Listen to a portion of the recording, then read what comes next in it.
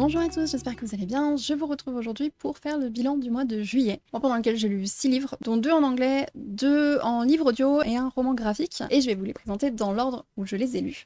Donc le premier, il s'agit du livre Les jours de ton absence de Rosie Walsh. On y suit Sarah, qui rencontre Eddie, avec qui tout se passe très bien, c'est un coup de foudre, sauf qu'ils sont obligés de se séparer au bout d'une semaine, et qu'il lui a promis de la recontacter à son retour de vacances, enfin une semaine plus tard, sauf qu'il ne le fait pas, et Sarah ne comprend pas pourquoi, donc elle va essayer de comprendre, elle ne va pas accepter que c'est juste qu'il l'ait ghosté, et elle va essayer de trouver le fin mot de l'histoire, pour comprendre ce qu'il s'est passé et pourquoi il ne lui répond pas. Donc on va suivre cette romance, enfin ce début de romance, on va suivre le point de vue de Sarah qui se fait ghoster et qui en parle à ses amis, qui essaye de trouver, de comprendre, de chercher des réponses. En parallèle, on a aussi le passé de Sarah qui nous revient par bribes, où dans les premières pages, on nous laisse entendre que sa petite sœur n'est plus. Donc on va avoir ce manque, on va avoir cette relation, ce manque dans sa vie qui va venir s'ajouter à l'histoire, et aussi toute une partie de la vie de Sarah que l'on va découvrir au fil des pages, puisque assez rapidement dans le récit, on comprend qu'elle a quitté l'Angleterre pour aller aux États-Unis suite à un accident, suite à quelque chose qui s'est passé, et elle a décidé de changer de vie complètement, de prendre un nouveau départ, suite à cet événement qui l'a brisé. Donc on revient là-dessus, on a en parallèle donc cette romance qui naît, et donc l'enquête, donc il y a une sorte d'enquête, de recherche, on va venir fouiller dans les secrets pour essayer de comprendre. Et c'était très bien parti. J'ai beaucoup aimé le début avec cette notion justement de perte et de manque et de deuil qui met très très longtemps à se faire, et du manque de la personne perdue qui continue de faire partie du quotidien, même quand on a tourné la page, même quand on est allé de l'avant, même quand on a fait son deuil, même quand on pense être guéri, il y a toujours des choses qui restent, il y a toujours des manques, il y a toujours des pensées, des souvenirs, des anniversaires, des choses, voilà. Et des questions de que serais-tu devenu ? Donc j'ai beaucoup aimé ça, j'ai été touchée par certains sentiments, par certaines émotions.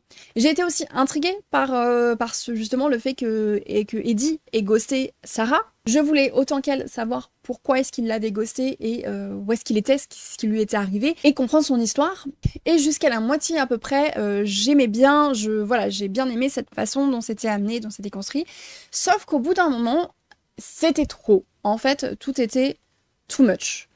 Et j'avais l'impression qu'on me balançait dedans tous les clichés possibles et qu'on me les mettait ensemble. Voilà. Et du coup, ça perdait tout sens de raisonnable. C'est-à-dire qu'au bout d'un moment, on peut plus se projeter, en fait. On peut plus se projeter à la place de Sarah, on peut plus se projeter à la place d'Eddie, ni à la place de la petite sœur de Sarah, on peut plus, parce que ça devient un petit peu trop gros. Pendant ma lecture, régulièrement, j'allais voir ma coloc pour lui dire « Non mais tu sais pas. » Elle s'est retrouvée à être assez investie dans l'histoire aussi, parce que mine de rien, on a quand même envie de savoir. Donc elle s'est retrouvée assez investie dans l'histoire, parce que j'étais là, non mais tu sais pas c'est quoi le pire, c'est qu'en fait, il y a sa meilleure amie, qui a ci et qui a ça, et machin. Voilà. C'était trop, et en même temps c'était prenant, mais vraiment ce sera pas une lecture qui m'aura marqué. Surtout qu'à la fin, il y a un plot twist, qui est un plot twist que je déteste, c'est une facilité, non, voilà, c'est quelque chose que je n'aime pas. Je ne dirais pas quoi pour ne pas spoiler, mais déjà, je l'ai vu venir super longtemps en avance. Et donc, quand c'est révélé comme un plot twist, j'étais là, bah ouais, mais moi, ça fait à peu près, je sais pas, 7 ou 8 chapitres que j'ai compris. Donc, c'était un petit peu décevant. Et surtout, depuis que j'avais compris que c'était ça, je me suis dit, enfin, vraiment, je me disais, j'espère que c'est pas ça, j'espère que c'est pas ça. Et ben, si. Donc, bon, tant pis, il a perdu des points à ce moment-là. Et voilà, sachant qu'il en avait déjà perdu un petit peu avant, ça faisait beaucoup.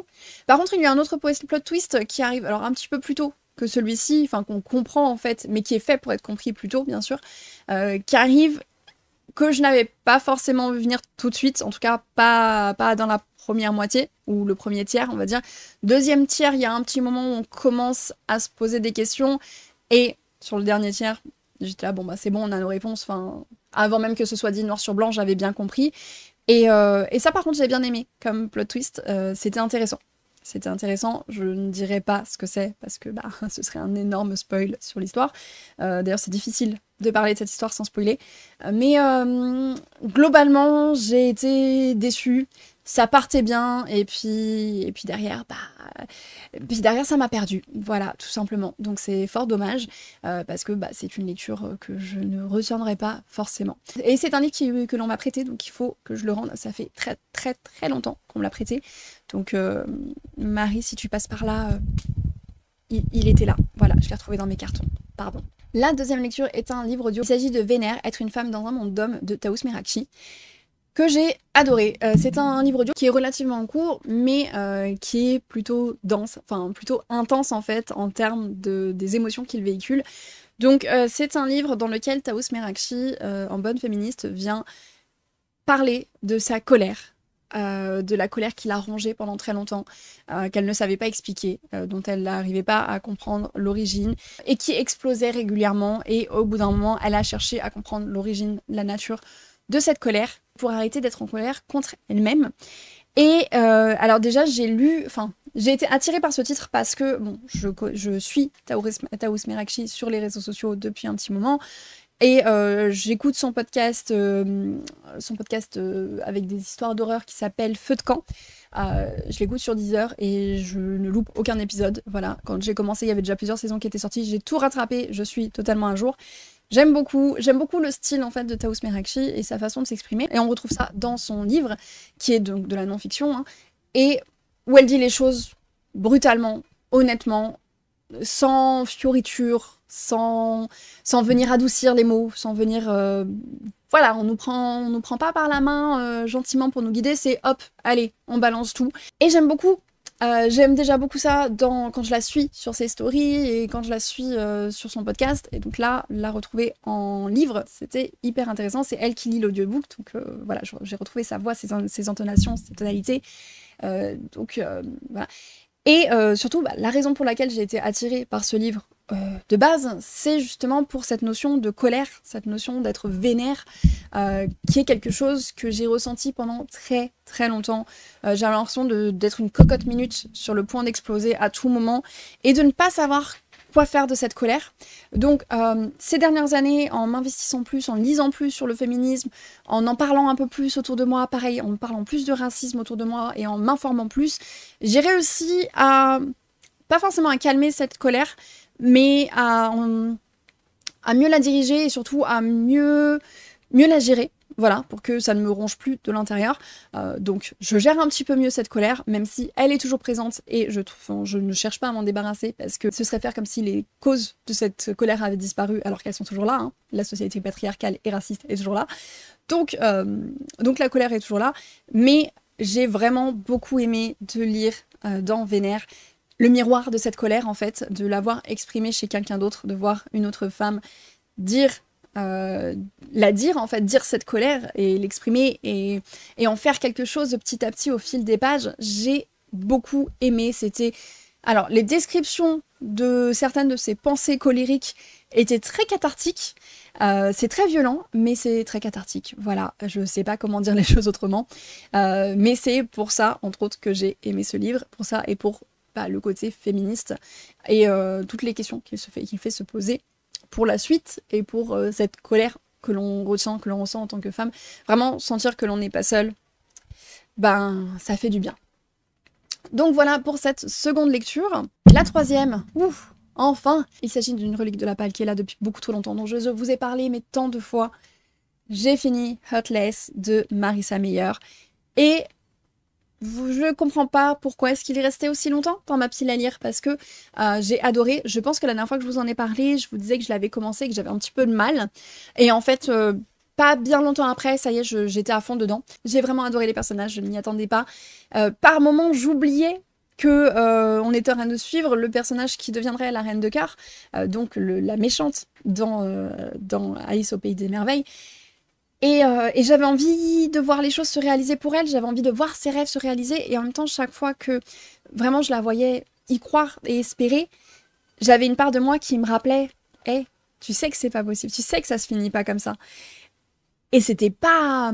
émotionnellement, c'était pas toujours facile à digérer, parce que vraiment, c'est un personnage où on se dit « Non, mais elle mériterait d'avoir son happy ending. » Et sauf que non, puisqu'on nous raconte, là c'est l'histoire de comment la méchante Reine Rouge est devenue la méchante Reine Rouge.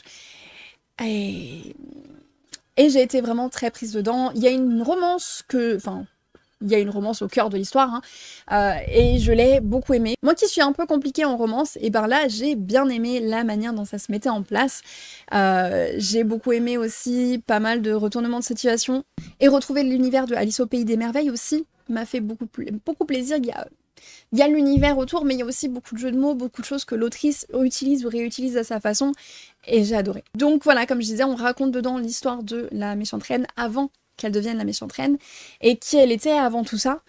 Et vraiment, au début, on peut pas imaginer que ce soit le même personnage, et pourtant, quand on arrive à la fin, on comprend comment elle en est arrivée là. Voilà, je t'en dirai pas plus, mais ça a été une très bonne lecture.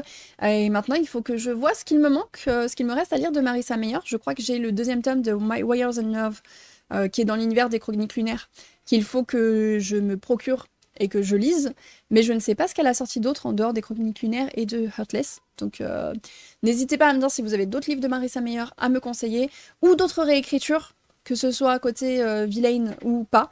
Dites-moi tout ça en commentaire. Et maintenant on passe au livre suivant, qui est à nouveau un livre audio. Il s'agit de Votre temps est infini de Fabien Olicard, que j'ai écouté parce que déjà c'est parce que Fabien Olicard c'est un youtubeur que je suis depuis un petit moment. En fait, je l'ai connu parce que je suivais Margot, les astuces de Margot, qui est du coup amie avec lui. Donc c'est comme ça que j'ai connu la chaîne de Fabien Olicard, que j'ai connu ses vidéos de mentalisme, etc. Et que voilà, je trouve son contenu assez intéressant. Je ne regarde pas absolument toutes ses vidéos chaque fois qu'elles sortent, mais je me laisse régulièrement tenter parce que je trouve son contenu intéressant. Et ça fait un petit moment que je vois ses livres passer et qu'ils me font envie, en fait. J'ai l'impression qu'ils sont assez intéressants. Et comme en ce moment, j'ai besoin de journées de 48 heures, mais que ce n'est pas possible, et ben je me suis dit qu'il était temps de lire ce livre, de profiter, de prendre le temps en fait pour essayer de gagner du temps plus tard. Donc je l'ai écouté en livre audio pendant que je tricotais, parce que j'avais vraiment besoin de me poser. Et je l'ai trouvé très intéressant, je n'ai pas été déçue. Il a une façon de raconter les choses, puisque du coup c'est lui qui lit le livre audio en plus. Il a une façon de nous amener avec lui qui est vraiment prenante, puisqu'il va se servir d'anecdotes personnelles, il va expliquer les choses par rapport à son vécu, et ensuite les rendre universelles. Donc j'ai trouvé ça très bien fait, et je me suis dit qu'il y a pas mal de choses que je pourrais appliquer. Alors il y a déjà pas mal de choses que je faisais déjà, donc sur lesquels je ne peux pas gagner du temps, mais il y en a d'autres sur lesquels je pense que ça peut être très intéressant à implémenter au quotidien. J'avoue que je ne m'y suis pas encore mise. Donc je me suis pas encore mise sur les plus gros points, mais par contre sur certains détails, je l'ai déjà un petit peu fait. Il y a des choses de mon quotidien, enfin j'ai déjà pris un petit peu le temps de ralentir et de remettre en ordre mes priorités. C'est ce qui était un gros point du livre. Donc voilà, un livre très intéressant. Je ne l'ai pas précisé, mais c'est une non-fiction. Et je ne sais pas quoi dire d'autre de plus. Je pense que c'est un bon résumé. C'est un bon livre. Il est intéressant. Si vous avez l'impression que vous êtes tout le temps en train de courir après le temps et que vous n'avez pas le temps de faire tout ce que vous avez besoin ou envie de faire, ça peut être intéressant pour vous. Et enfin, j'ai lu Tant pis pour l'amour ou Comment j'ai survécu à un manipulateur de Sophie Lambda. Donc c'est un livre que j'ai emprunté à ma coloc parce que ça faisait un petit moment que je le voyais passer sur les réseaux sociaux, qui me faisait envie, qui m'intéressait du moins. Et vu qu'elle l'a ramené il y a pas longtemps, je me suis dit que c'était l'occasion. Donc c'est un livre, un roman graphique qui va reprendre l'histoire de Sophie, qui nous raconte sa vie avec un manipulateur. Donc dedans, elle prend le temps d'expliquer les différents types de manipulateurs, donc que ce soit les pervers narcissiques, J'ai perdu les autres, voilà, j'ai retenu que pervers narcissiques, mais il y en a d'autres, elle prend vraiment le temps d'expliquer. Ses propos sont appuyés par des recherches en psychologie, donc il y a vraiment son vécu, et qui est derrière agrémenté de choses plus générales, plus scientifiques, on va dire. Je sais plus m'exprimer. Il fait très chaud. Donc, pourquoi est-ce que j'ai été attirée par ce livre? Eh bien, tout simplement parce que j'ai été dans une relation toxique. J'ai été en couple avec un pervers narcissique pendant 1 an et demi, et il m'a fallu beaucoup de temps pour m'en remettre. Et quand je tombe sur ce genre d'ouvrage, quand je vois ce genre d'ouvrage, voilà, j'ai besoin de les lire, j'ai besoin de savoir ce que d'autres ont vécu, ce qu'ils en pensent, ce qu'ils en disent. Et ça, d'un côté, je pense qu'il y a une part de moi qui a besoin d'être validée dans la difficulté de ce que j'ai vécu après la rupture. au-delà de ce que j'ai vécu dans la relation, c'est le après qui a été extrêmement difficile. Et à l'époque, on ne parlait pas de relations toxiques, puisque c'était il y a 10 ans maintenant. Donc à l'époque, on ne parlait pas de relations toxiques comme on en parle aujourd'hui. On parlait pas autant de santé mentale. Dans mon entourage, personne n'était suivi, personne n'allait voir un psy, par exemple. Donc c'est pas quelque chose qui m'était venu à l'esprit à l'époque. Et donc j'ai dû faire ma reconstruction seule, entre guillemets, et avec finalement très peu de soutien, très peu d'explications, très peu d'autres témoignages. Donc maintenant, quand je tombe sur des témoignages, et ben même si je me suis sortie de tout ça et que voilà, j'ai laissé ça derrière moi, que je me suis reconstruite et que ça fait partie du passé, c'est toujours un peu rassurant d'avoir ce côté validant, en fait, qui vient dire que ce que j'ai vécu dans le après, la difficulté, les traumas, tous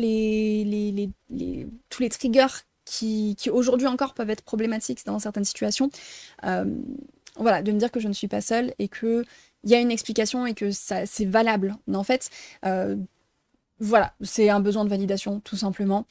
Et ce livre me l'a apporté. J'ai trouvé le témoignage très intéressant et la manière dont les choses sont amenées. Enfin, voilà, j'ai beaucoup aimé la manière dont Sophie Lambda raconte son expérience et Malagranta de faits, en fait, et d'explications.